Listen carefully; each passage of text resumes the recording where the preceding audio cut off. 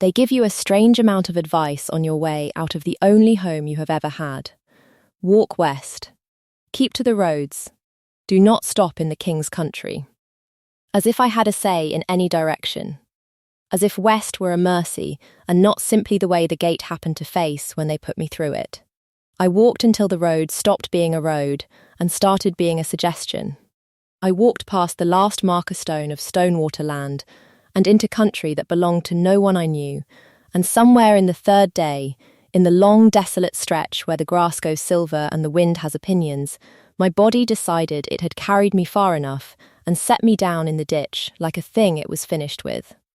I was 23, a woman grown by any pack's law, and I had been an omega my whole life, which is to say I had spent it being the last to eat and the first to be blamed, and I had borne it, because bearing things was the one skill an omega was permitted. I had not expected to bear being cast out. There is a difference between being low and being gone. And no one tells you what the second one does to your knees. So I lay in the ditch at the edge of the world, and I watched a beetle climb a stalk of grass with more purpose than I had left in me, and I thought, with the flat clarity of someone who has run out of feelings to feel, well, this is a foolish place to die. There is not even anyone here to be inconvenienced by it. That was when I heard the horns. I want to be honest about what I felt, because I have told this part many times since, and people always expect the wrong thing. I did not feel hope. Hope is for people who still have somewhere to be. What I felt, hearing a royal procession come up the road, the horns, the iron-shod hooves, the particular weight of many people who matter all moving together, was a small, tired wish that they would have the decency to pass quickly and not make me watch.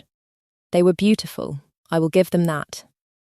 Banners the colour of old blood, riders in grey and silver, horses that had never once been hungry, and out ahead of all of it, loping easy at the head of the column, the way a flag goes ahead of an army, an enormous wolf, black going to grey at the muzzle. The kind of creature that makes the back of your neck remember what your kind used to be afraid of. I expected him to pass. They were all going to pass. I was a grey heap in a grey ditch, and I had stopped being visible to the world the moment my own alpha turned his back. The wolf stopped. He stopped the way a held breath stops, completely, between one stride and the next, and he turned his great head, and he looked across the desolate ground straight at me, and then he left the road.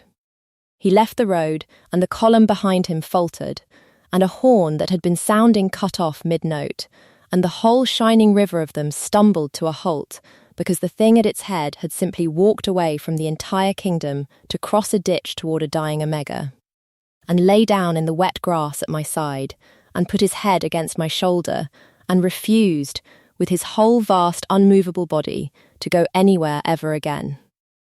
I did not understand it.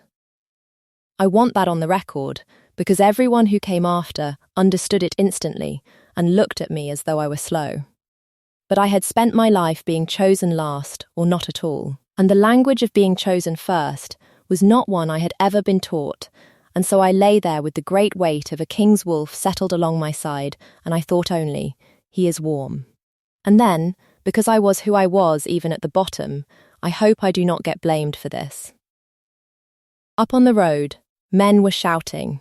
A woman's voice, high and sharp, was demanding to know what had happened to the procession.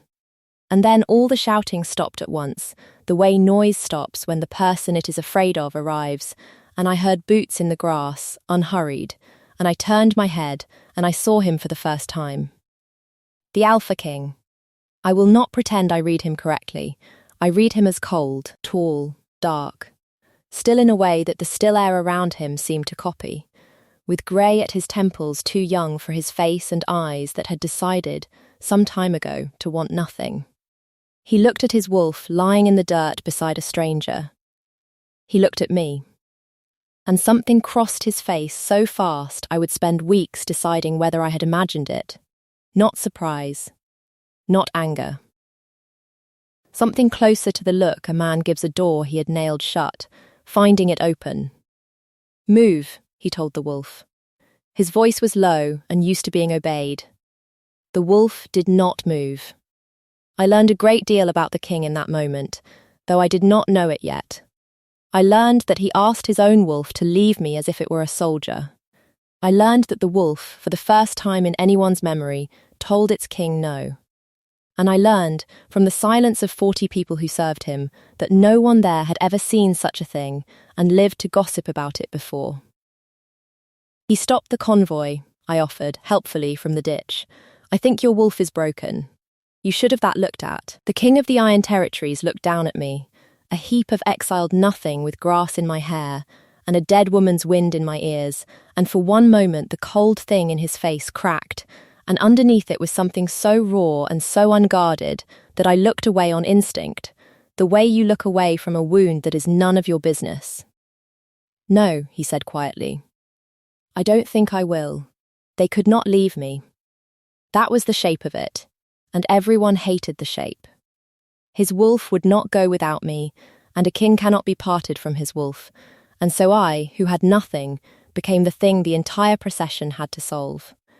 They wrapped me in a fur that probably cost more than my whole life, and put me in a wagon, and the wolf walked beside the wagon the entire way, his shoulder against the boards, and the king rode ahead and did not look back, and I understood that I had become a problem with a roof over it, which was still a great deal more than I had owned that morning. I want to be clear that I was given a choice. The second in command saw to that, a broad, weathered man named Einar, with a soldier's scars and a grandfather's patience, who crouched by the wagon at the first halt and told me plainly that I was free to be set down at the next village with coin enough to start again, and that no one would force me a step toward the keep if I did not wish it. I thought about it.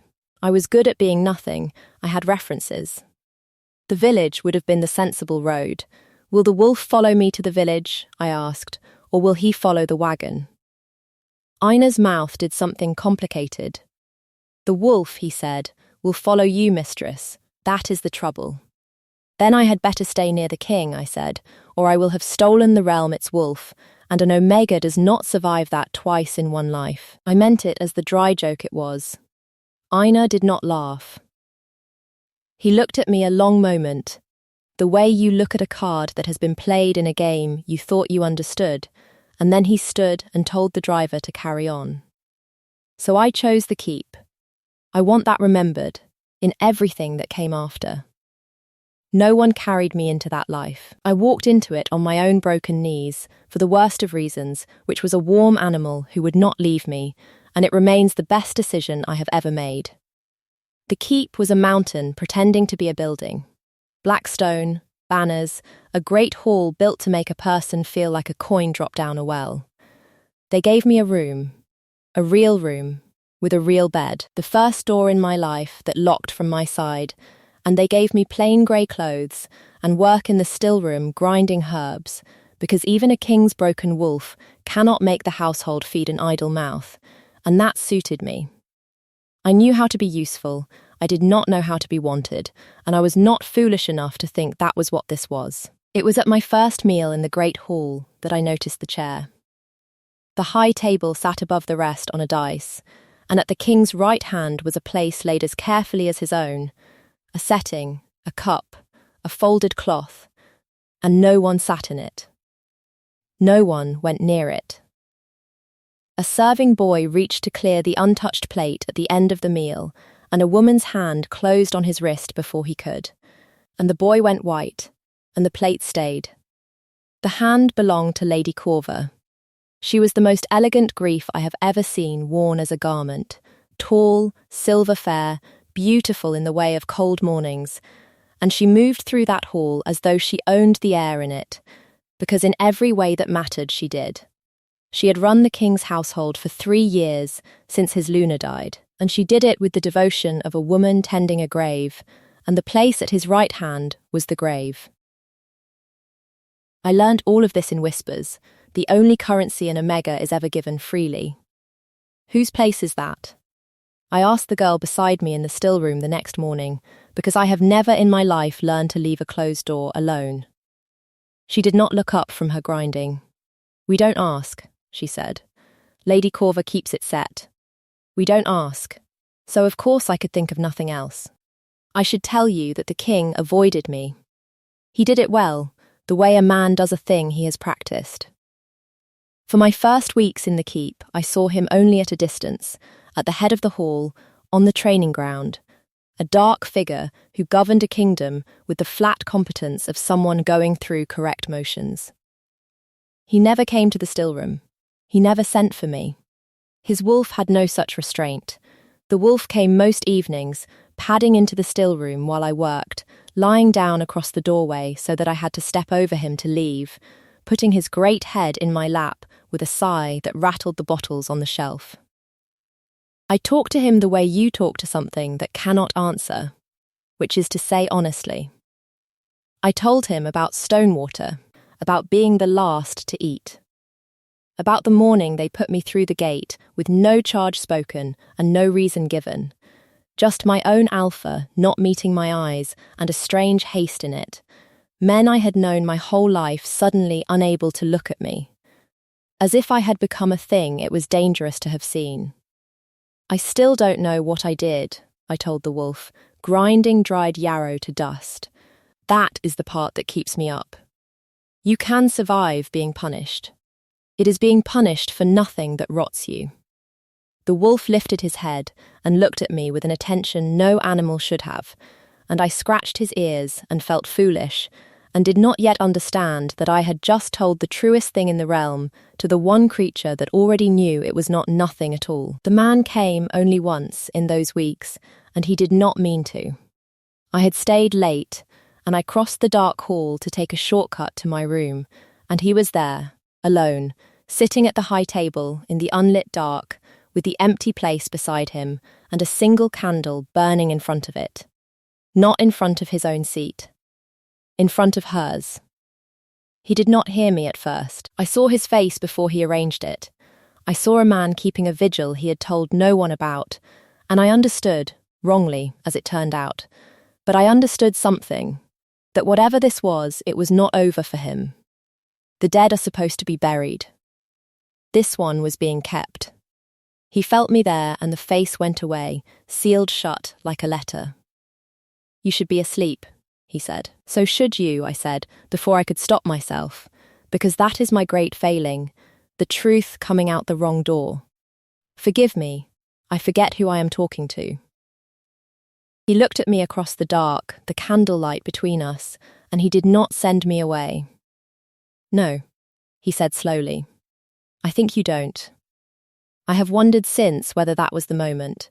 For him, I mean, I cannot speak for his wolf, which had decided in a ditch. But I think the man, the careful, sealed man, began to come undone the first time someone in his own hall told him to go to bed as though he were a person and not a throne. He had been a monument for 3 years. I did not know how to treat a monument. It is, I think, the only thing I have ever offered anyone that they could not get elsewhere. If you are still with me, and I hope you are, because this is the part where it stops being a sad story and starts being a dangerous one, I would love to know where you are listening from tonight, and whether you have ever been somewhere you were sure you did not belong, only to find the one creature in the room that disagreed. Tell me, after, and if this has its hooks in you, follow along. The door, as someone once taught me, is worth leaving open. The next morning, Lady Corva sent for me, and the dangerous part began. She received me in a solar full of her dead sister's things. I understood that only later. At the time it was simply a beautiful cold room with a beautiful cold woman in it, and a window that looked down over the whole keep like an eye. She was gracious. That was the worst of it. She told me she understood my position was not my doing, that no one blamed a stray for the strange behaviour of the king's wolf, that she felt only sympathy for a girl so far from home.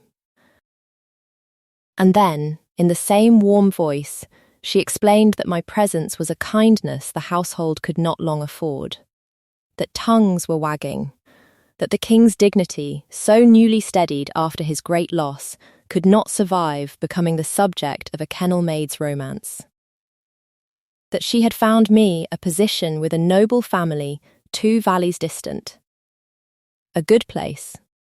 A generous place, and that the wolf would forget me in a week, and the king in less, and was it not better for everyone, truly, if I went quietly before I was made to go in some way less kind? I have been spoken to by powerful people my whole life. I know the sound of a threat wearing perfume. His wolf followed me from a ditch, I said. If you can get it to forget me in a week, my lady, you should be advising the king yourself, and not merely setting his table. It was the table that did it. I saw it land. I had not even meant the empty place, I had meant her keeping of his household, but her face went still in a way that told me I had stepped on something buried, and she smiled, and it did not reach the cold morning of her eyes, and she said, very pleasantly, that she could see I would need to learn my place the hard way, as some did, and that she would pray it did not cost me. I went back to the still room and ground herbs until my hands ached and told myself I had won. I had not won. I had only made myself worth the trouble of removing. The first attempt came 3 days later, and it was clever, because it did not look like an attempt at all. A vial went missing from the still room, a strong one, a sleeping draught that became a poison at the wrong dose, and was found, by a search Lady Corver herself suggested out of concern for the household's safety, in my locked room, behind the loose stone I did not know was loose. An omega, a stranger, with a stolen poison. In a keep that had already lost one Luna to a death no one liked to speak of. The conclusion arranged itself. I did not even have to be accused. I simply had to be looked at by enough people in the great hall, with the vial on the table between us, while Lady Corver grieved aloud for the danger I had brought beneath the king's roof. It nearly worked. I felt it nearly work. I felt the hall turn the way a tide turns, all that fear and grief finding a shape at last. And the shape was me, and I stood there with nothing. Again, with nothing, always with nothing, and understood that I was about to be put out of a second gate, and that this one would not open onto a road. And the king stood up. He came down off the dais, which I would later be told he had not done in that hall since the day they carried his Luna out of it, and he crossed to where I stood with the guards' shadows falling over me, and he turned to face his own court, and he put the vial in his own hand, and he looked at it, and then he looked at Lady Corver. A still-room vial, he said, behind a stone in a locked room, found by a search you proposed. He set it down. I have spent 3 years, my lady, being grateful for how well you tend my house. Tend it. Do not arrange it. The hall did not breathe. This woman did not steal that, he said, to all of them, any more than my wolf was bewitched into a ditch. My wolf does not make mistakes about people. It is the one part of me that never has. He looked at me then, and the whole court watched him do it, and there was that raw, unsealed thing in his face again, out in the open now, where it could be used against him, which for a man who had made an art of wanting nothing was the most reckless act in the world. She stays, he said. She stays at my pleasure and under my protection, and the next hand that moves against her answers to me. Not to the law. Is that understood? It was not a question. They understood. It should have ended there. I keep saying that. In these stories of mine, and I have learned that the place where it should end and the place where the knife actually is are rarely the same place. Because I was watching Lady Corver's face when the king defended me, and I had been read wrongly my whole life by people who thought low meant stupid, and I had learned to read others very well in return. And what I saw in her was not a thwarted schemer. It was fear, specific fear. The fear of someone who has realised that the thing they were trying to throw out of the house had nearly seen what was hidden in it. That night I could not sleep, and I went back to the dark hall, to the empty place, because I have never once in my life been able to leave a closed door alone. The candle was there, and this time, beside it, the king. You did not have to do that, I said. I did, he said. He did not look up from the small flame. I have let one woman be taken out of this hall on a lie I was too slow to stop. I will not do it twice. And there it was, the door swinging open. I sat down, not in the empty place, I was not a fool, but on the step below the dais, and I asked him the question I had been swallowing for weeks. What really happened to her? He was quiet so long I thought he would not answer. Then he told me, in short, hard sentences, like a man paying out coin he could not spare. He told me that his Luna, Linnea, had died 3 years before of a wasting sickness that came on her in a single season, that the physicians had named it, and the pack had mourned it, and the realm had moved on, and that he had never, not for one day, believed it. That a healthy young wolf does not wither in a season for no cause. That he had spent 3 years quietly gathering what he could, symptoms, dates, the names of who had brought her food and drink in her last weeks, and had found nothing he could prove and could not make himself stop.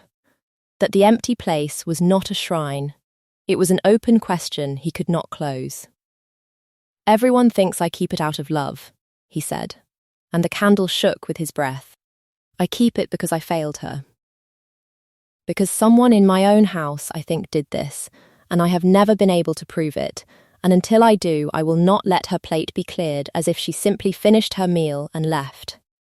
I felt the cold come up through the stone into my bones, but it was not the stone.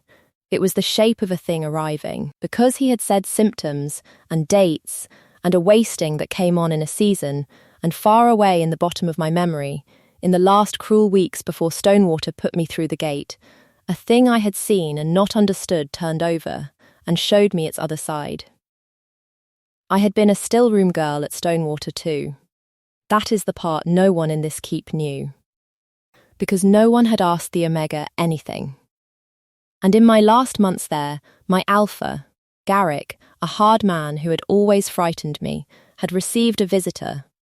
A fine grey cloaked rider who came in the dark and left before dawn, 3 times across one winter, and who paid Garrick in coin and in something better than coin, which was the promise of an alliance with the king's house once a certain obstacle was passed. I had carried the wine in. I had heard a name spoken that meant nothing to me then, the king's lady, the king's lady, the king's lady, and I had heard the words, a clean sickness, nothing the physicians will question, and I had thought it was politics. The way the kennel maid thinks the master's business is weather, and I had forgotten it, because forgetting was safer than the alternative. Until they put me out. With no charge. In a strange haste. My alpha not meeting my eyes. Not because I had done anything, because I had carried the wine. Because I was the one who had seen the grey rider's face in the lamplight, 3 winters running, and a witness with nothing left to lose is the only kind of witness that frightens a careful person. Garrick had not cast out an Omega. He had buried a mouth. And he had done it in a hurry because, somewhere, someone had grown afraid of what that mouth might say. I knew the grey rider's face. I had been seeing it for weeks in this keep, gracious and cold, keeping a dead woman's plate set with her own hand so that no one else would ever clear it and find what a careful person leaves behind when they think no one low enough to matter is watching. Roderick, I said, his name, the first time, and I did not even notice I had used it. The plate. The cup. Has it been the same cup all 3 years?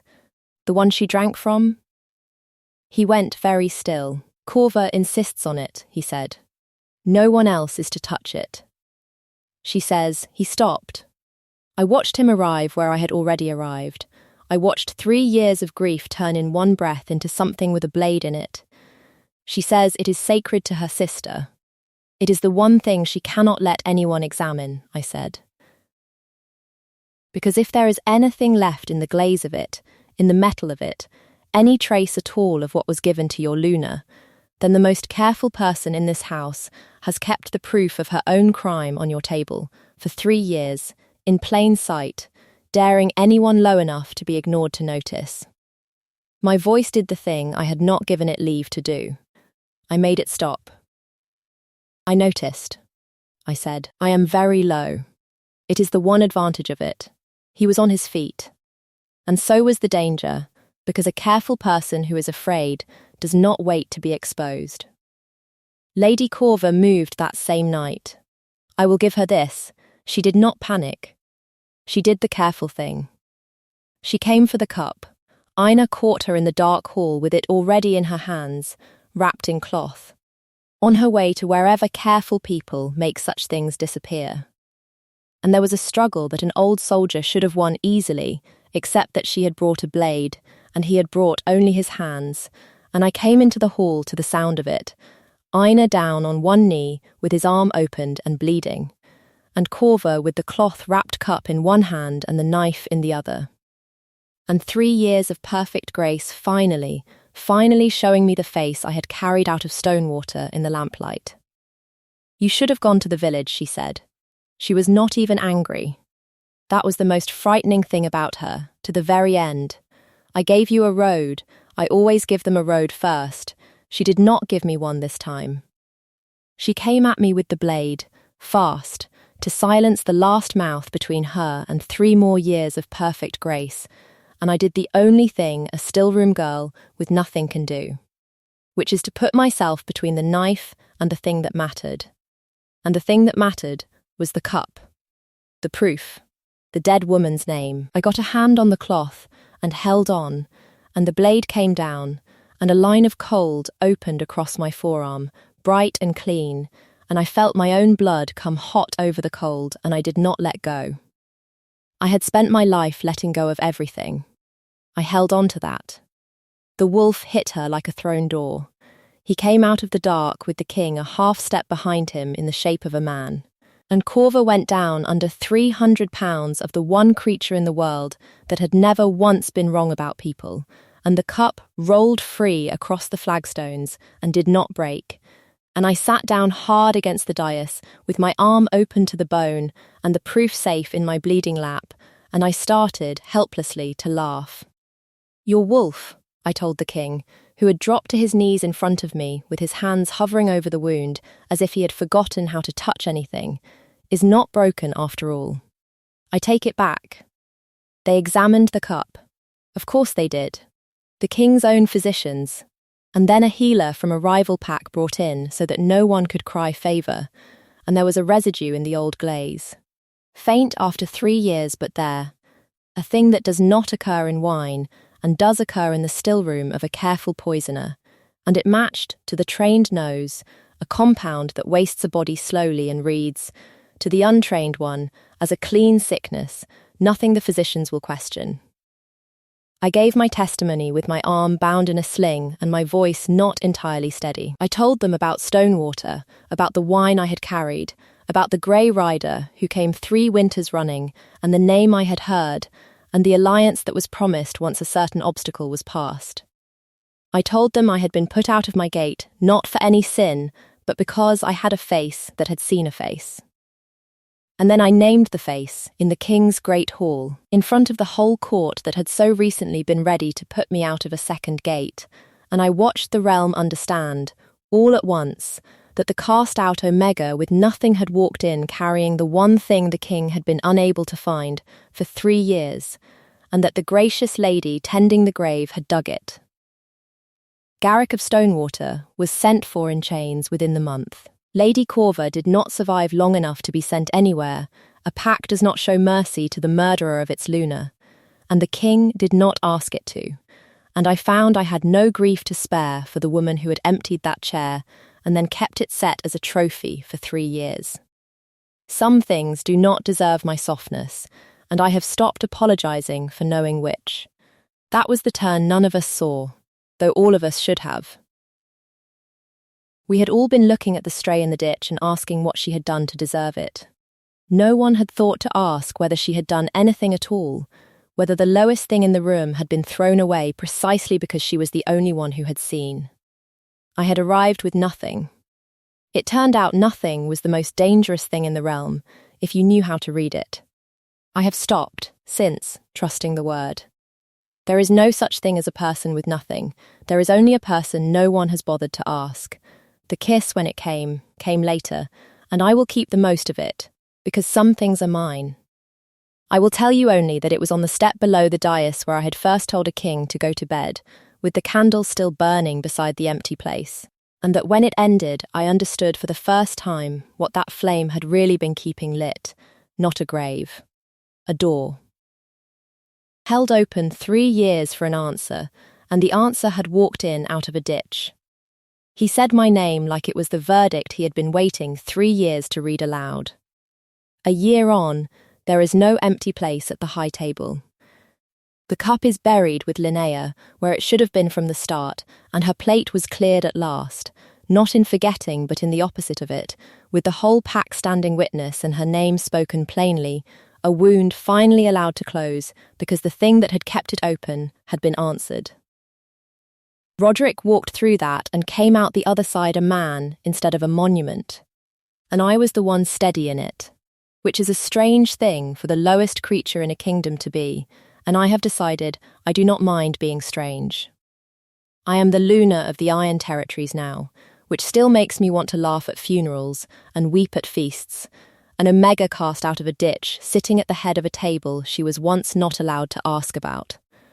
They came to it slowly, the great wolves of this place. Some came to it because they feared him. More came to it, in the end, because of a simple thing they had all watched, that the king's wolf, which had never once been wrong, had crossed an entire kingdom to lie down beside me. And a pack will follow its wolves into truths its pride would never reach on its own. Einar healed crooked in the arm and complains about the weather in it and is the truest friend I have ever had. The chair beside the king is mine now, and on the rare nights he is gone from our rooms I know where to find him, down in the hall, at the table, sitting in the dark with the new candle that we keep lit for no grave at all. Only for the habit of leaving a light for whoever is still out there on the desolate road, sure they belong nowhere, not yet knowing that somewhere a wolf is already deciding otherwise. A letter came last week from Stonewater, from the pack that put me through its gate without a word, now leaderless and ashamed, asking, with enormous delicacy, whether the new Luna might find it in her heart to speak for them to the king, who held their alpha in chains. I had Einar write back that the Luna remembers exactly how it feels to be put out of a gate with nothing, and that she would not wish it on them, and that this was the whole of the mercy they would get from me, and that they should consider it generous, because I had carried their wine and I knew precisely what they were capable of forgetting. Then I went and found my wolf in the dark hall and sat down beside him on the step, and he put his great head in my lap and sighed. And the candle burned, and I scratched his ears the way I had that first night in the still room when I thought he was broken and I was nothing, and neither of those things had ever been true. So tell me, did you believe it, when they told you I had nothing? I almost did myself. And wherever you are tonight, on whatever desolate stretch of your own road, I hope you find the one in the room who disagrees. Light a candle in the comments. Tell me where you are listening from, and if this kept you company in the dark, stay. Follow along. There is a place at this table now, and I have learned, against everything they taught me, to keep it set for someone.